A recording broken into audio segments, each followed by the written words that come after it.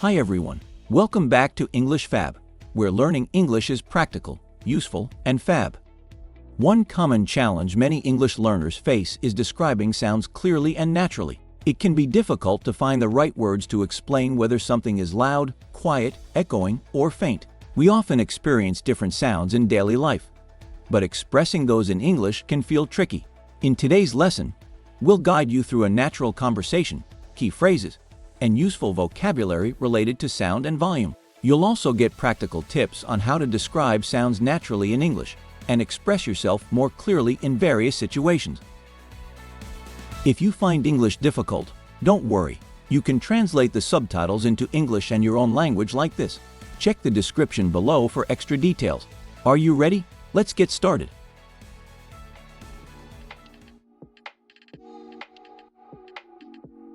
Wow, it's really quiet in here. I can actually hear myself think. Yeah, I love how hushed it is. Makes it easier to focus. Agreed. But earlier, it was so noisy with that group by the entrance.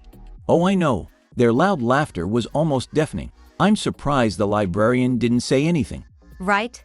Now it's almost silent. Kinda peaceful though.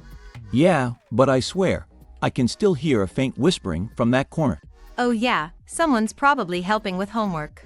At least they're trying to be quiet. True, I like it when people are mindful of the place. Loud talking in the library just feels so rude. Exactly. And the echoing sound earlier when someone dropped their book. It bounced off every wall. Seriously, I hate how sound resonates here. It makes even small noises sound huge. By the way, did you hear the announcement earlier?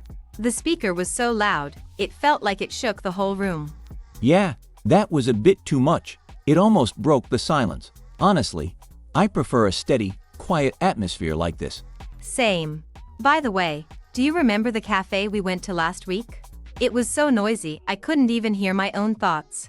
Oh yeah, that place was chaotic. The music was blasting, and people were talking over each other. It was overwhelming. Exactly. I prefer somewhere calmer, maybe with some light background music or a soft hum of conversation.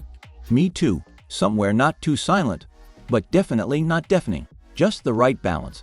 What about that new cafe near the park? I heard it's cozy and the sound level is mild, perfect for chatting. That sounds good. I love places where we don't have to whisper, but can still hear each other without raising our voices. Definitely. Constant whispering can get tiring too. Yeah, it's like you're straining just to be heard. I'd rather sit somewhere where the volume is natural and comfortable. Alright, once we're done with this, let's head there. Hopefully, we don't run into another group of loud people. Agreed. Let's wrap this up before the next wave of noisy students comes in. Good call. Nothing worse than trying to calculate while the whole place turns into a concert hall. And that's a wrap for today's lesson on this topic. We explored how to describe sound and volume in various situations, which is super useful for everyday conversations. Let's quickly review what we covered today. What we talked about. We talked about how to describe different sound levels like loud, quiet, and faint. We explored words and phrases to describe sound quality, such as echoing and resonant. We practiced using these expressions naturally in conversations about environments and activities. Key phrases. Wow, it's really quiet in here. Their loud laughter was almost deafening. Now it's almost silent. The echoing sound earlier when someone dropped their book. It bounced off every wall.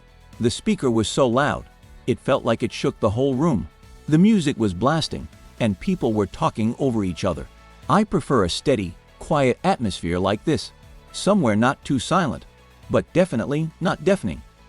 Learning these phrases is super helpful because sound and volume come up in so many daily situations, at restaurants, concerts, meetings, or even at home. The more you practice, the more natural it will feel to express yourself. Try using some of these phrases next time you describe a place or a moment to your friends or family. It will definitely make your English sound more natural and confident.